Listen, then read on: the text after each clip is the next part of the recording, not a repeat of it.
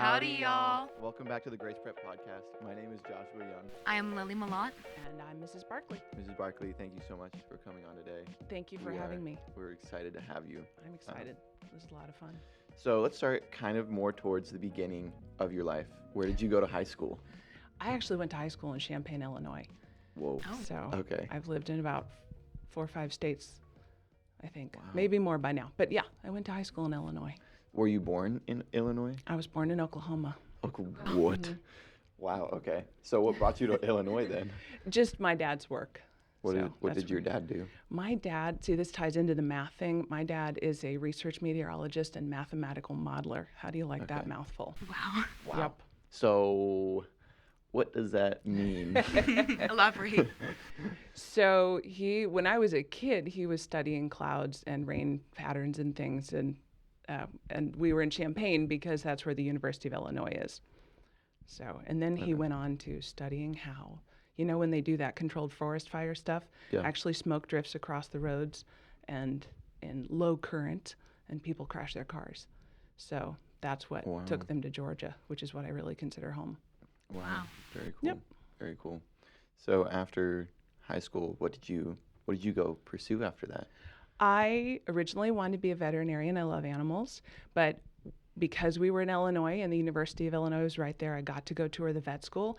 That is agricultural country, and they had all these cows. They were doing a bovine digestion study, so they literally put windows in their stomachs, and then they had big tables with big buckets for big gross things, and that turned me off as a young middle schooler on the vet idea.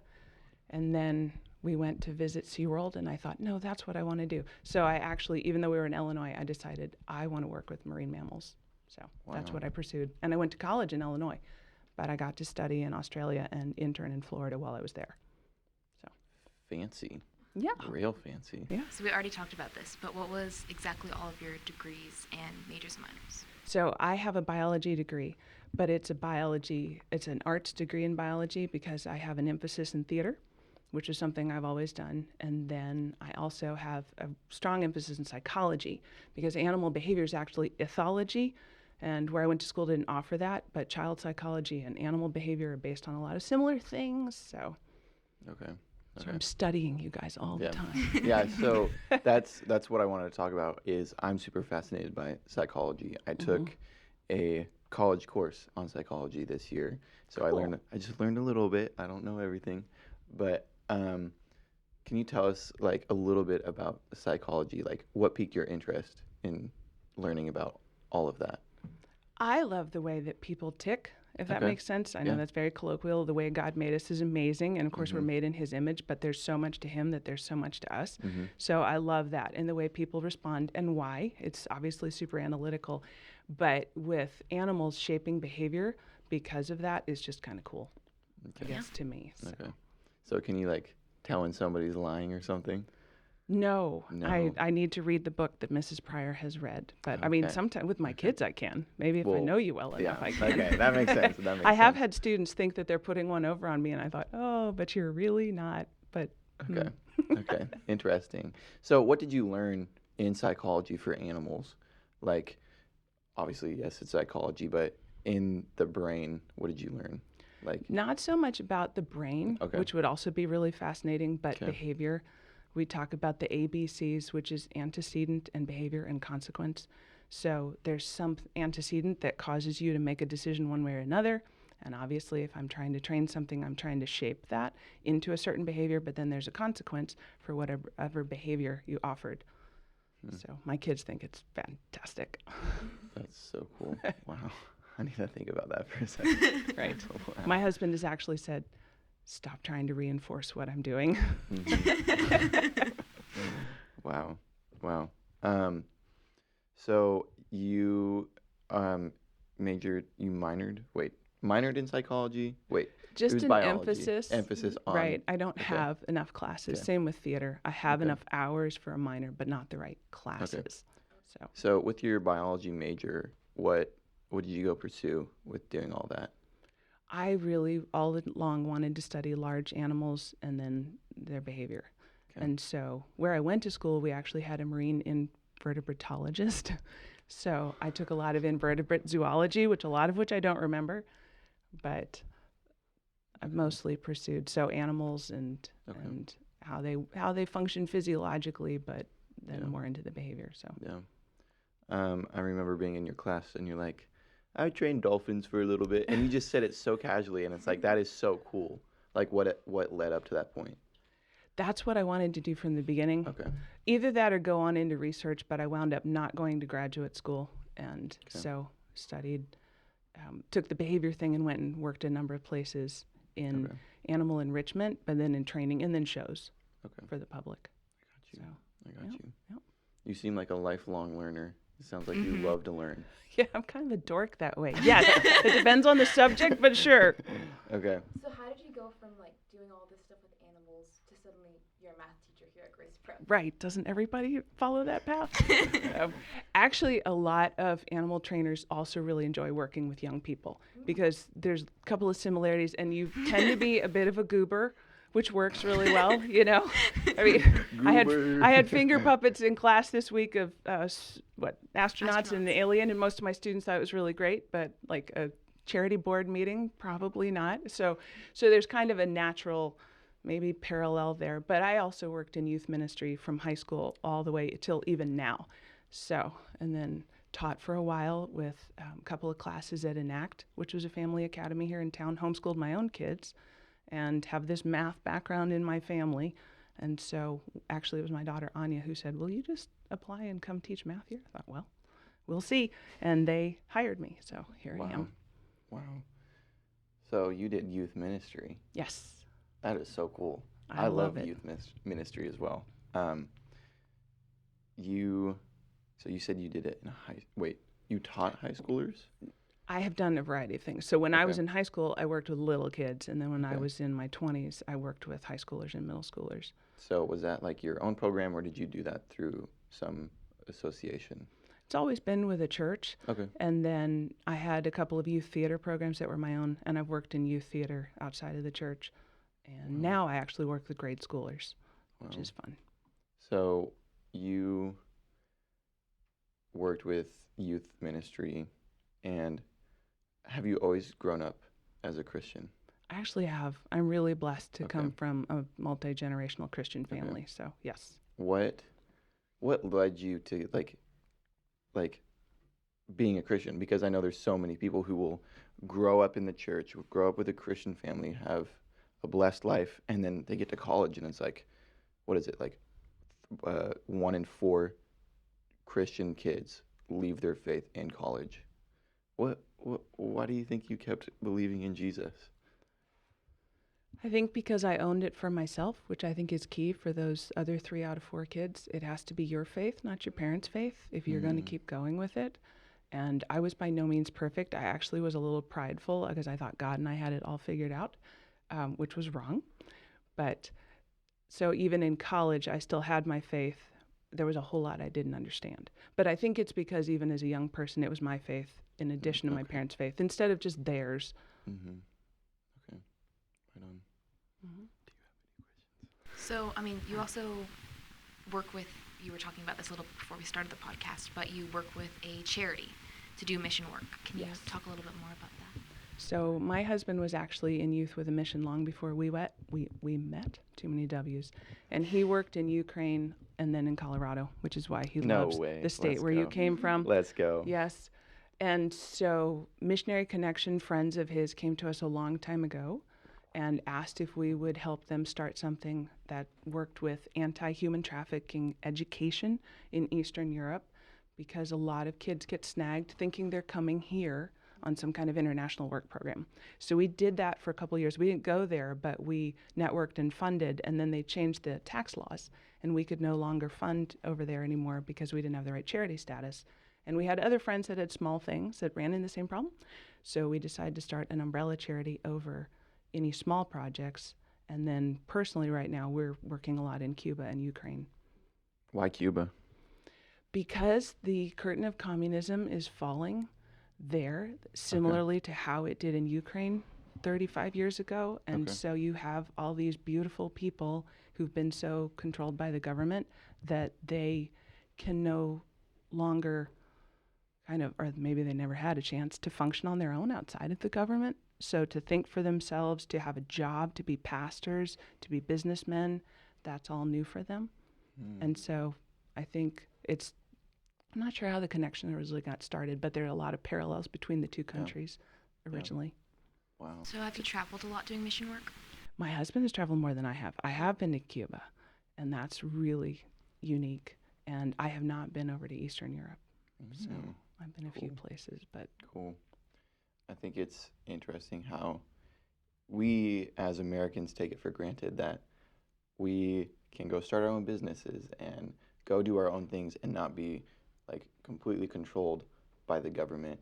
And you said that the curtain is falling like it did in Ukraine for Cuba. How do you think Cuba will respond? Do you think they'll take a hold and start all these new things and like be super independent? Or do you think it'll take them a little while to, get there? That's an interesting question because in a way, the curtain's only down a little bit. Okay. Last November, they were allowed for the first time to have a vocation other than what the government chooses for them. So the government would just tell you, you're going to teach English, you're going to be a taxi driver, and you don't get to choose. So it's very new that they can add something in addition to what they still have to do for the government. So they're beautiful people with just incredible hearts. And they have so much ingenuity, they can't get anything because of all the embargoes. So they have these old cars from the 50s and they're so cool, and they'll repair them with like a lawnmower engine. And what we would just go out and buy, they have to make happen. So they have incredible passion They're so as a resourceful. people. Yeah. That's a great word. Yeah. Yes. And the arts is the only thing there that the government has not controlled. So they have a beauty just to their human spirit in photography and dance and music and a lot of art. And so it's exciting to see more and more Jesus come into that. And of course, you have to be really careful because the government only allows certain things from a spiritual perspective. But so I think, to answer your question, they will do very well because of that tenacity and that beauty of spirit, but it's going to take a while. Cool. Does it feel like a time capsule when you go over there? Cars Yes, from the 50s? it's pretty unique. And at one point in time in the city of Havana, there was so much money there that it's the most amazing architecture I've ever seen in opulence, but it's all crumbling. So that's kind of unique. It's like being in a fancy part of Europe, but it's in shambles. Wow. So, it's really neat. I mean, it's fascinating. I should say that. It's Yeah. not great, but it's fascinating. When you went over there, did you feel scared to be a Christian? I mean, you're like, I don't know how many Christians are in Cuba, but you're like one of the very few. And you said that government only lets certain amounts or certain people to come in for like spiritual work or whatever. Like, are you like, what if this is like the end? Like, what if I don't make it out? It's not that bad, I guess. Okay. So it's not like the phenomenal people who smuggle Bibles into China or go into the villages in India or something like that. So you just have to follow the rules. There are certain things you can say and not say, and churches can only be a certain size. And you don't say, I'm going to go do this in this country. You don't say that. So it's kind of secretive, just a little bit, maybe. It's controlled. It's controlled. Just like everything else. So you may have 12 people in your church in this area, or you may have 30 people in your church in this area. Wow. Yeah. So do the citizens there get to choose if they go to church? Yes, for the most part. There are certain, I think, roles in the government that may not, but it's not like India where you just aren't allowed to. It's not like that. So are they solely against Christianity, and do they let in other religions, or is it just no religion?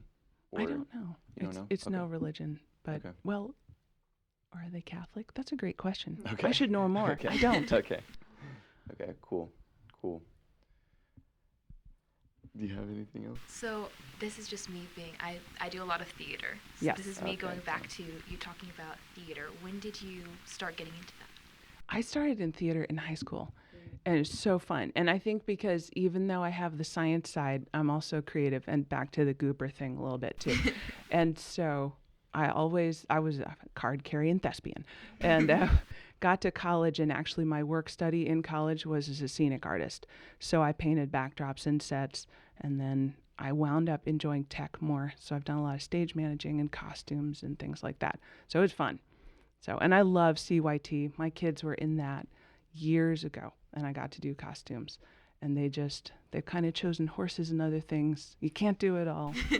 So Gotta pick some. exactly. But Do you think that, growing up in theater, that kind of draws you to what's going on in Cuba? Because you were talking about how, they have this beautiful art to them. Like, did you find that kind of attracts you to, doing work there? I never thought about that directly, but it very well might, because I definitely enjoy things in that category. So yes, and really appreciate that side of people for sure, the creative side. Like I said, kind of the same thing with the brain. It's amazing the nature of God that he's put in us, and that I do enjoy that, I'm sure, because of that. What a great question, Julie. Yeah, That's fantastic. That correlation was on point. That was so good. Why theater? So you're artistic. I almost said autistic for a second. That's bad. I'm so sorry. But why theater? Like you work tech, right? Is that the Mostly, right term? yes. Yes. Okay. So you like being behind the scenes a little bit? I like doing the stuff. I don't You like mind being okay. on a microphone. I don't mind standing in front of a crowd. I love speaking and teaching, and I did some on stage stuff, but I mostly really enjoy the nuts and bolts and the kind of create something with your hand side of it Okay. instead. Okay. So What do you think brought about that? Was that I part of your don't childhood? know. I don't Okay. know. When I was a kid, like really small, my mom would send me outside with a bucket of water and a paintbrush, and I would paint the rocks or whatever I wanted to, because they get really shiny and sparkly, and then it would dry, so then you'd go back and do it again. And I remember telling that to to my boss, I think, in the scenic department at theater, and he just looked at me and said, "So why are you over in biology?" Like, well, because I like both things. So I don't remember. May have been just through good friends that I got into theater in high school. Okay. I thought you were going to go some like psychology route and like, talk about okay. No, and I went to school with these brilliant pre-med students, Oh, and I'm just really? in there like, yeah, I want to work with dolphins. So they were so serious. Wow. When you're with such brilliant people, do you ever feel like were you ever like, I'm weird? Yes. Really? Did Yeah. you ever feel left out? I don't think left out, because I've Okay. always been blessed with kind of good groups of friends, maybe that Okay. I fit reasonably well with, but I definitely didn't fit in with the biology students, Okay. I don't think. So Do you have any like words of wisdom for those who are like, I'm in this thing, like all my friends are doing it, but I don't want, like I'm not gonna do pre-med, but all my friends are doing pre-med. Do you have any words of wisdom for those who are going through something like that? I think you ultimately have to follow your own path. Okay. I love the verse that says, in fact, if you all make it to seniors in my class, that the train a child in the way he should go, and when he's older, he will not depart from that. If you really get into the words of that scripture, it's talking about like staking a plant to help it grow, but it means according to its bent or according to its design. So there's something that the Lord puts inside of each one of us that's just part of who we are. Yeah. So if you're not going to like pre-med, you can't try to fit into that box just because all of your friends are, and that's tough.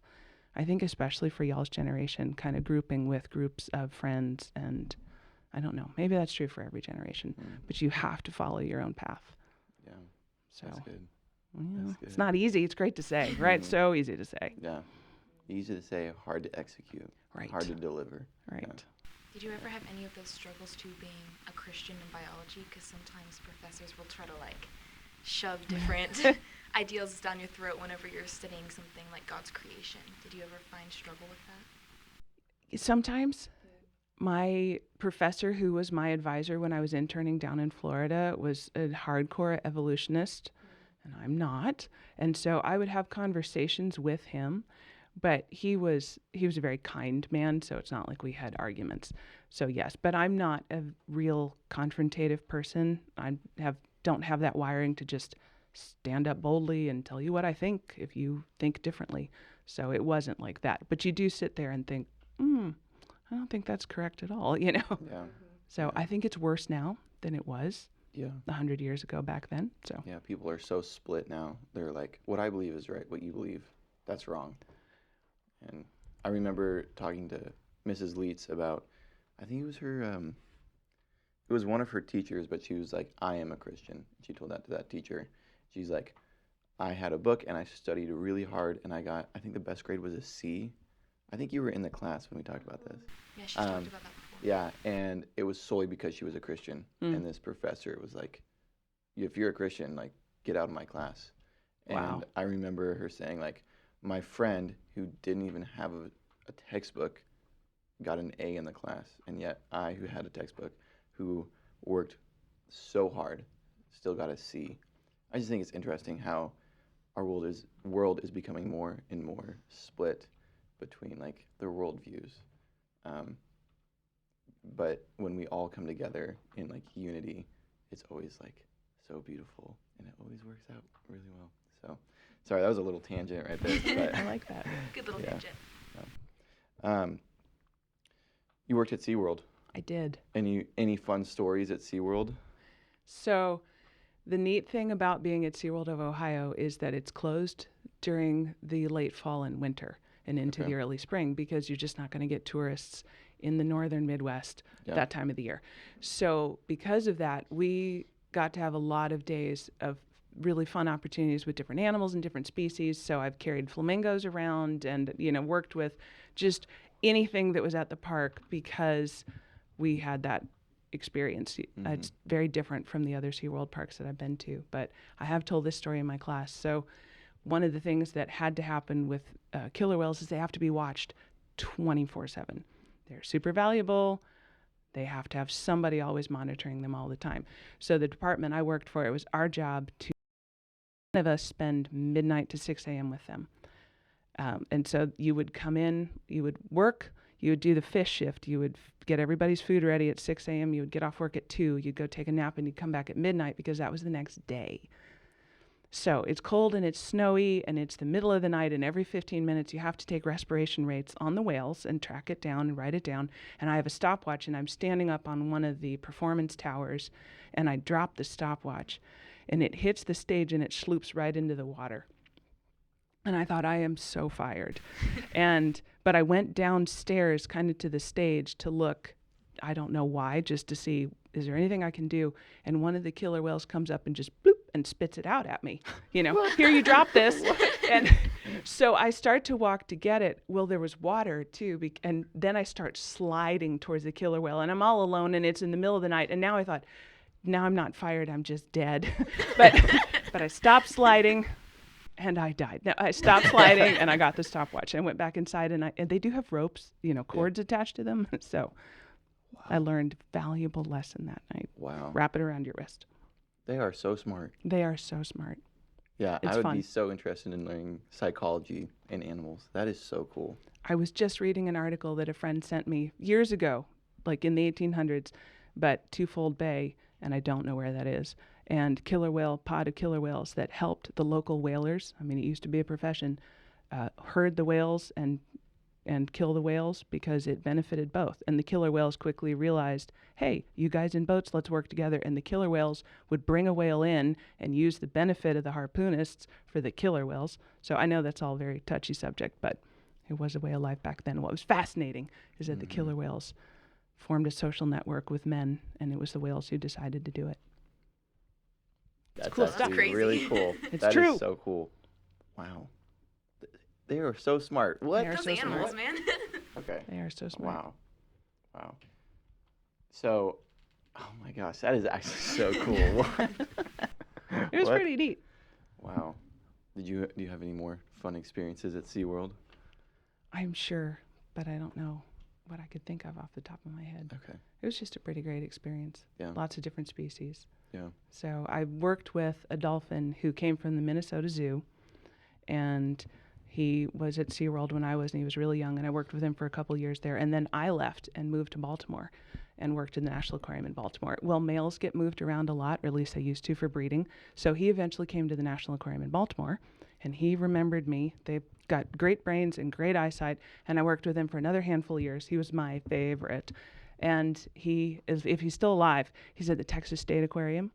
So it had been almost 20 years, and I went there with my family, and friends had connected an opportunity for us to go behind the scenes and visit with the dolphins and the trainers. Well, he was swimming by and he saw me and he stopped. And so even almost 20 years later, I know, I'm like, and then the young trainers just go, strange retired adult people, whatever. But it was really special. So they're wicked smart and their eyesight's good, really good. So he's still my favorite. God That's is a crazy. legend. What? Isn't that amazing? That is so cool. The creativity of the Lord to make an incredible variety of animals of all That is different so types. cool. It's fun. How long do dolphins live? We know that in the zoological environment, you like that, up to about 50 years can be possible. Okay. And I've worked with ones that were in their 40s, Okay. Wow. but it varies. In the wild, how long? You mean in the natural In environment? the natural, in the wild. They don't know Okay. because you don't have an idea for sure when Okay. they were born and when they die. Interesting. Mm-hmm. That is so cool. He remembered you. Like what? Oh, yes. That's What? wild. Wow.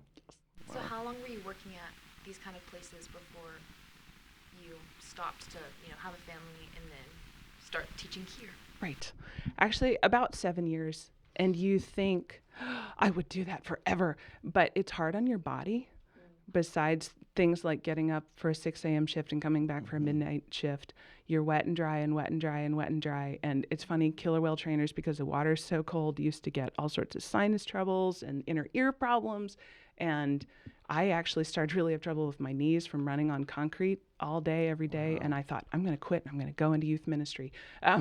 So a lot of people don't stay in it, and it doesn't pay well because they know that people will do it for the love.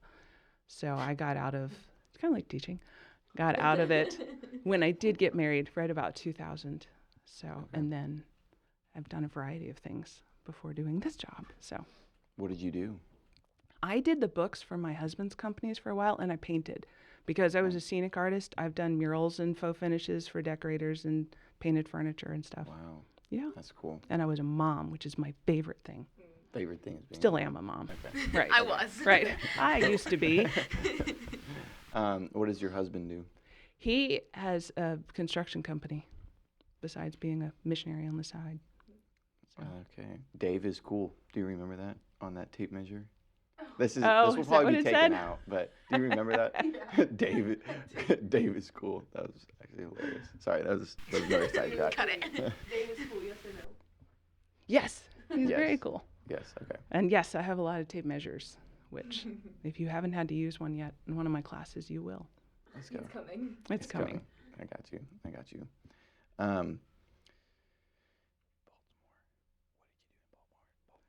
Worked at the National Aquarium in Baltimore. Yeah, it was Okay. right downtown. I They just don't wanted to do check. dolphin shows anymore. Okay. But yeah, the politics of marine mammal training has changed a lot. Politics. Oh, Wait, yes. hold on. Oh, yes. Wait. What has changed about Here we them? go. Well, the environmentalists have managed to succeed in not wanting marine mammals to be in zoological environments anymore, Okay. at least in this country. Okay. So a lot of places are trying to relocate them, and other places just stop doing shows. And some places haven't changed what they do Okay. because of the political pressure. But Wow. it's not like it was 20 years ago, Wow. 25 years So, ago. what is your stance on that? Oh, there's probably not a thing in history that we can go back, Mm-hmm. right, and make reparations for correctly or fix. But once you have what you have, steward it well. Mm-hmm. So I'm not in favor of trying to move them into the wild, Okay. which is a lot of people push for that. That Yeah. doesn't make sense. You have ones that have been born in the zoological yeah. environment, and so they won't survive out there. But Wow. and I think it's fun for people to be able to be educated by Yeah. really well done zoos and aquariums, I guess, things like that. Right on. So Right on. Wow.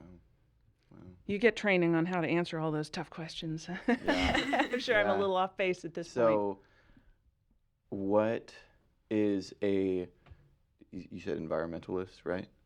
What is their stance? Is it like it hurts the animals and that's why they should be in the wild? Like, Right, that where they the- should all be free. okay, why? Well, I can't speak for all of them, but I Okay. know there's a group that really doesn't have, they have a different worldview than a biblical worldview. And so we know that the Lord created us to be stewards of his creation, which doesn't mean they have to be in pools and cages, I know, but the whole idea that the animals almost outrank us usually runs at the top of a lot of those kinds of environmentalist concern. Okay. That the earth, it's a shame we're here because the earth would be so much better off without us, or that the animals all just need to be free. Wow. So the earth would be better if humans were not here. That's a paradigm out there, yes. Really? It's not a biblical one, Yeah. but it's out there. Wow. Interesting. Okay. Yep. Okay. I mean, should we take care of the Lord's creation? Absolutely. He told us to. Yeah. So some environmentalism is right on. Huh. Other. Let's see. What else should we talk about? To think that the earth would be better if we weren't here. I mean, I definitely get where they're coming from, but also like God was like, I'm going to create something in my image. And wow, interesting. Yep. Okay. I just need to think on that. Now that you've been out of it for a while, do you ever like miss working with animals? Not, well, I have a handful at home, but I'm absolutely fine unless I go. I went to the National Aquarium in Baltimore 2 or 3 summers ago because my daughter had an event in D.C. And they went, and so there was one dolphin left that I had worked with, but there were children and grandchildren of dolphins I had worked with, and I couldn't go up there, but they took pictures for me. And so that kind of thing, you just stand there and you're like, ooh, you know, makes it just a little misty-eyed. Then I miss it, but every other day, no. Do you think you've passed on your love of animals to your kids at all? Like, are they interested in it? Yes. In fact, for my oldest, she didn't understand that dolphins weren't normal because she just got to be at work all the time. I went back and volunteered, so she got to be there and be right up at, next to them. And to her, dolphins were just like any other animal, and cats and dogs, and sure, whatever. But yeah, especially my girls, all of the kids, but they really do. I got you. Love animals. And you have 2 horses, right? We have 2 horses. Do you live on a farm or just a lot of land? So we live on a big community ranch that is divided into home lots, and so we have 5.5 acres, but you can only fence 1 acre because longhorn cattle roam everywhere, which is so fun because sometimes they're literally in your driveway, and other days you don't see them at all. Wow. So I just think that's the coolest. That is really cool. What? So where do you keep your horses then? Is it within that 1 acre? Mm-hmm. Okay. Yes, and then but we can ride them all over. Wow. So, yeah. Wow, that's actually really cool. fun. What? Yes. What? I'm coming over to your house soon. What? That is awesome. It's that is pretty awesome. neat. Yep. Yeah, we bought a house we bought a piece of land in Livernia that had a slab that was left, like foundation for building a home, because the home that was there had burned down. Everybody was okay. But my husband saw that as an opportunity, of course, so we built there because a lot of things are half done already, not for starting from scratch. We built there and then flipped that house and then built the house we're in now. So. When did you move to Texas? Because you were traveling all over the place. Right, 2013. Oh, wow.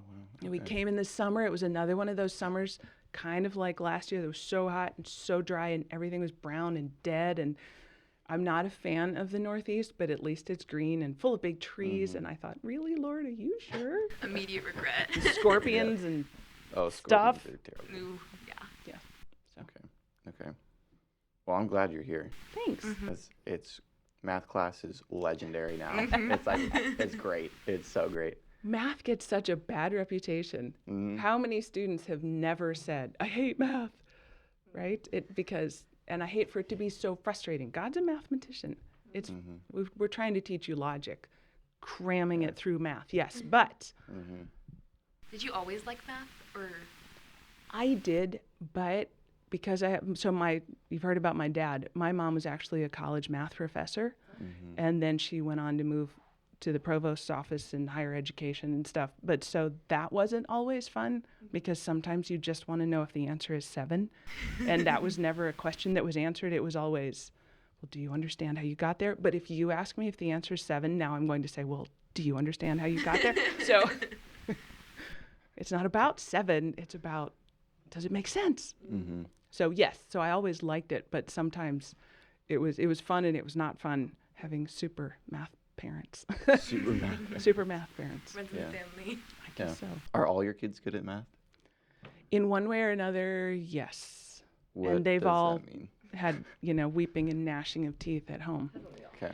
Yeah. Well, because they say that either your brain's like algebra, have kind of a more algebra bent, you like the factoring and the finding and the unknown and the variables, or you have a geometry bent where you like the absolute and you like the formulas and you like the proofs.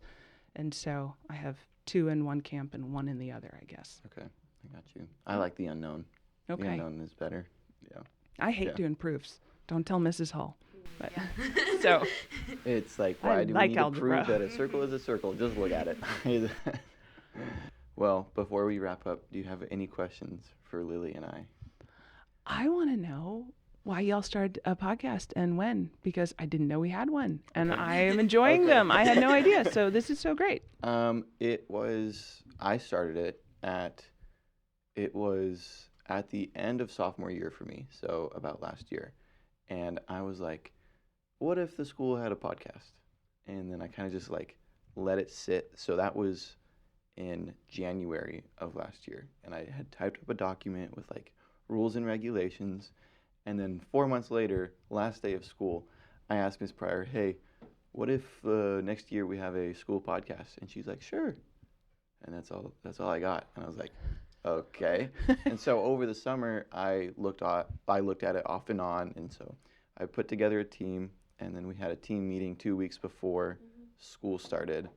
And I was like, hey, these are the rules and regulations. We need to do this. Like, let's get this started. And then our first interview was Mrs. Leeds. Mm-hmm. And I listened to that one. Yeah, yeah. And now we're here.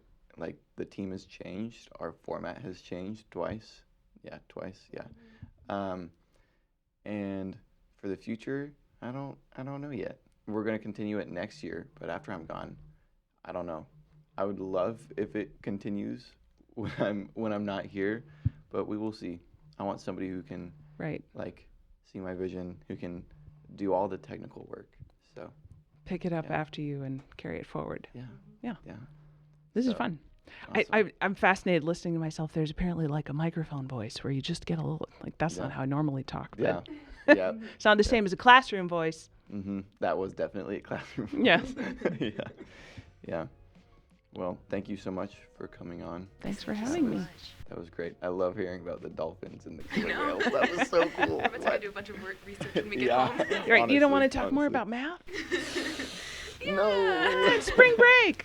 Why would we do that? Yep. Yep. Well, thank you once again. Thanks That for was having awesome. me. I enjoyed it. At the very Good end job. of each episode, we say deuces. Would you say deuces with us? Uh-huh. All right, 3, 2, 1. Deuces. Deuces.